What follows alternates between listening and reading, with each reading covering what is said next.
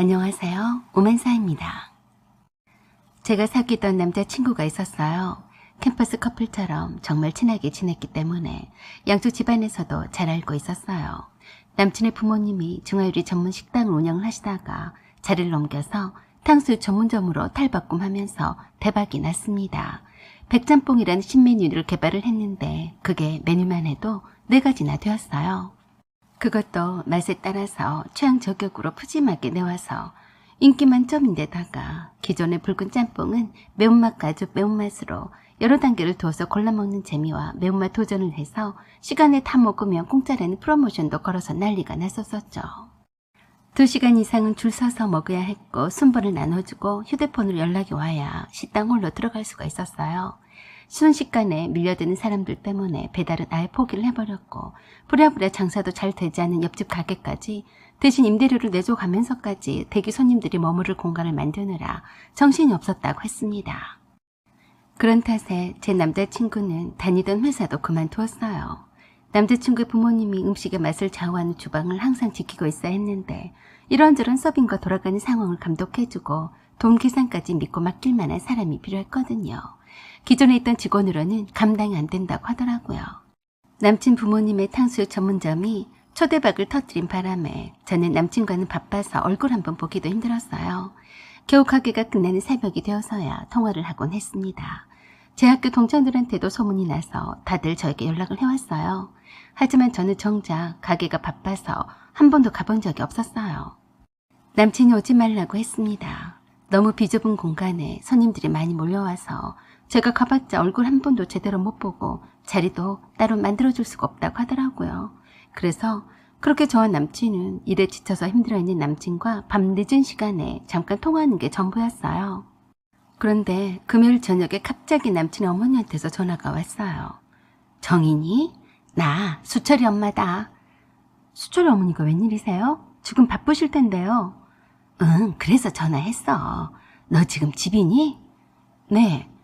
그럼 여기 와서 수철이도 보고 내가 탕수육도 특별히 대접할 테니까 와라. 그렇지 않아도 가고는 싶었는데 바쁘니까 오지 말라고 했어요. 수철이가 너를 못 보니까 짜증이 난 것 같아서 그래. 그러니까 지금 놀러 와라. 내가 다른 사람은 몰라도 네 자리는 손님을 받지 말라고 할 테니까 알았냐? 저는 정말 반가워서 흔쾌히 그러겠다고 하고 서둘러서 갔어요. 계산대에 있던 남자친구가 저를 발견하고서 놀라더라고요. 네가 여기 왜 왔냐? 어머니가 오라고 하셨어. 일부러 전화까지 하셨던데 아무 말씀도 안 하셨어? 엄마가? 못 들었는데? 수철 씨는 그 바쁜 와중에도 저를 보니까 한박 웃음을 쳐 보이면서도 고개를 갸우뚱하더라고요. 그때 주방 쪽에서 나온 수철 씨 어머니가 저를 발견하고서는 저에게 그러셨습니다. 정희야, 왔니? 일단 바쁘니까 온 김에 수철이랑 여기 홀손님 안내 좀 해드려라. 괜찮지? 조금만 한가해질 때까지 부탁 좀 하자. 라고 하시고 홀 서빙을 챙기랴 밖에서 대기하는 손님들 상황을 파악하랴 정신이 없으셨어요. 저도 엉겁결에 수철 씨 어머니가 내미는 직원용 앞치마와 두건을 쓰고는 시키는 대로 일을 도왔습니다. 금요일 밤이라서 이미 밥 시간이 지났음에도 손님들이 줄지 않더라고요. 그래도 남친의 부모님 하시는 가게이니 열심히 도왔습니다. 생전 해보지도 않던 주문과 서빙까지 쉬운 게 하나도 없어서 진이 다 빠졌어요. 그런 저를 보면 남친이 제게 그랬어요. 괜찮겠어? 힘들면 그만해도 돼. 마침 여기가 힘들다고 2사람이나 서빙하던 알바가 그만뒀거든. 그래서 네가 도와주는 거는 고마운데 힘들면 그만하고 쉬어. 내가 자리를 하나 만들어 놨어. 뭐하러 그래? 한 자리라도 손님을 받아야지. 이 시간에도 이렇게들 많이 오는데. 그러게 일부러 대기하기 싫어서 늦게 오는 손님들도 많은 것 같아. 고마워. 알았어. 나도 네 얼굴도 보고 좋지 뭐. 나중에 시간당으로 알바비나 잘 쳐줘. 알았어. 더블로 쳐줄 테니까 힘들면 말해. 그렇게 해서 엉겁결에 그 저녁 내내 힘들게 서투른 서빙과 주문을 받고 일했어요. 그러느라 정작 저는 탕수육과 백짬뽕은 먹을 기회가 없었어요. 겨우 3시간가량 이리 뛰고 저리 뛰고 서빙과 주문 접수를 도왔지만 참 힘이 들었습니다. 냄새도 맡기 싫더라고요. 그래서 거절을 했더니 남친 엄마가 탕수육과 짬뽕을 포장을 해주시면서 저에게 그러셨어요. 정희야, 네가 아니었으면 어쩔 뻔했니? 마침 수철이 아빠도 일 때문에 없고 알바도 2명이나 그만둬서 정신이 없었는데 네가 도와줘서 한결 나았어. 그래서 말인데 알바생을 구할 때까지 네가 도와주면 안 되겠니? 주말엔 더 바쁜데 사정 좀 봐줘야겠다. 내일과 모레만 부탁하자. 오죽하면 이러겠니? 그러자 남친이 안 된다며 말렸어요. 엄마, 정인 이런 일은 못해요. 이런 비슷한 것도 한 번도 안 해본 애예요. 제가 제 친구들 급한 대로 부를 테니까 홀서빙 신경도 쓰지 마시고 저한테 맡기세요. 그러자 남친 엄마가 그러셨어요. 지금 홀서빙이 문제가 아니야. 네 아빠가 주방에 안 계시니까 당장에 주방장 힘들다고 쳐난리인데 어쩌냐. 정희는 음식도 한 번도 안 해본 애를 주방을 도와달라고 할 수도 없고. 그런데 정희야, 엄마 집에 계시지? 네, 엄마는 왜요? 응, 알았다. 오늘 정말 고마웠다. 이거 가지고 가서 식구들이랑 맛있게 먹어라. 겨우 3시간 일해주고 왔는데 정신이 하나도 없더라고요. 이래서 식당 일은 3년을 넘기면 골병 들어서 없던 병도 생긴다고 누가 했던 말이 생각이 났습니다. 남친이나 남친 부모님도 참 힘드시겠다 싶었어요. 아무리 돈 버는 재미가 있다 하더라도 못할 짓이겠다 싶었습니다. 다시는 하고 싶지 않았어요. 그래서 남친이 부탁을 해와도 하지 않을 참이었어요. 괜히 서투르게 일하다가 실수하면 어쩌겠냐고요. 오늘은 좋은 경험을 했다 손치고 룰루랄라 집으로 남친의 어머니가 싸주신 푸짐한 탕수육과 짬뽕을 들고 갔습니다. 집에 갔더니 엄마가 그러셨어요. 너 수철이네 가게에서 일하다 왔니? 응, 수철이 엄마가 이거 싸주셨어. 수철이 엄마가 아까 나한테 전화가 왔는데 말이야. 네가 내 전화번호 가르쳐줬니?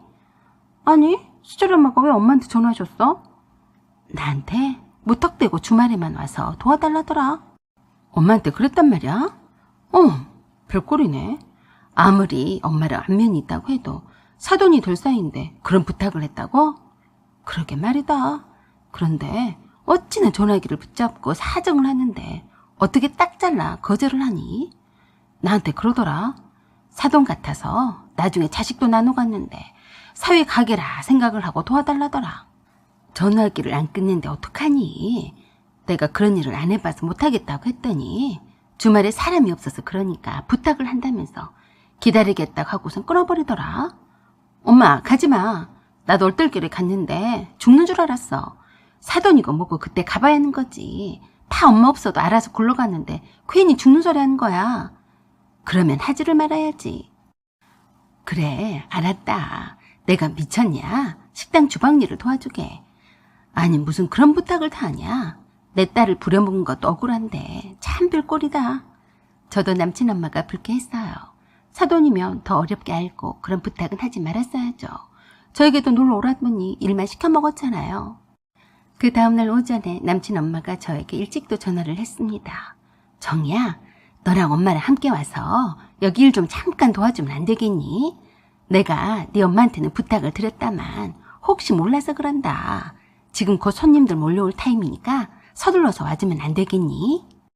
수철씨 어머니, 죄송한데요. 저희 엄마는 그런 일 못해요. 그리고 아빠랑 등산 가실 거예요. 그러자 갑자기 노발대발하면서 막 내질렀어요. 너 가만히 보니까 쥐꼬만한 게 어른 말을 아주 우습게 하는구나. 내가 지금 얼마나 바쁘면 너한테까지 사정을 하겠냐? 와서 도와달라고 이렇게까지 전화를 해서 부탁을 하는데 딱 잘라 거절하니? 저는 너무 놀라서 저도 모르게 끊어버렸어요. 그랬더니 저희 엄마한테 전화를 해서 뭐라 했는지 엄마 얼굴이 흑빛이 되었어요.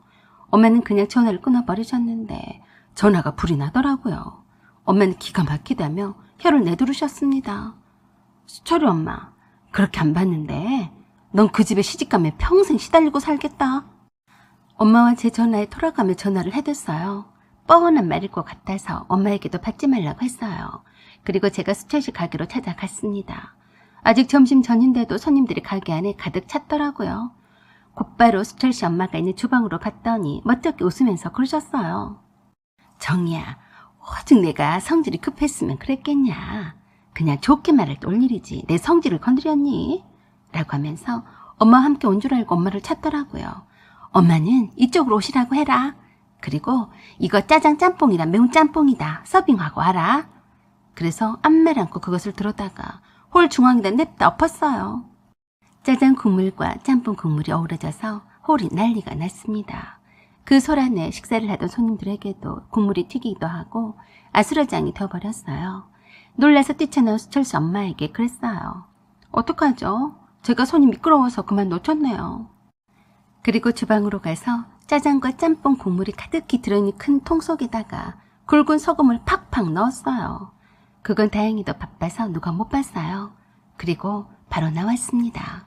그랬더니 철수씨 엄마가 저에게 전화를 해서 당장 오늘 가게 문 닫는 값을 변상하라고 해서 그랬어요.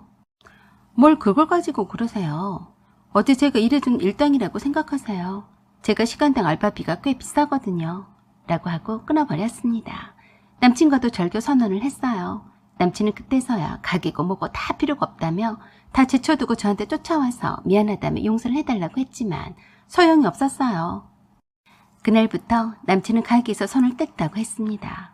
그런 후론 듣는 소문으로는 한 달 후엔 임시 휴업한다는 안내문이 내걸고 문이 닫혔다고 하더라고요. 사연은 여기까지입니다. 구독과 좋아요 부탁드려요. 감사합니다.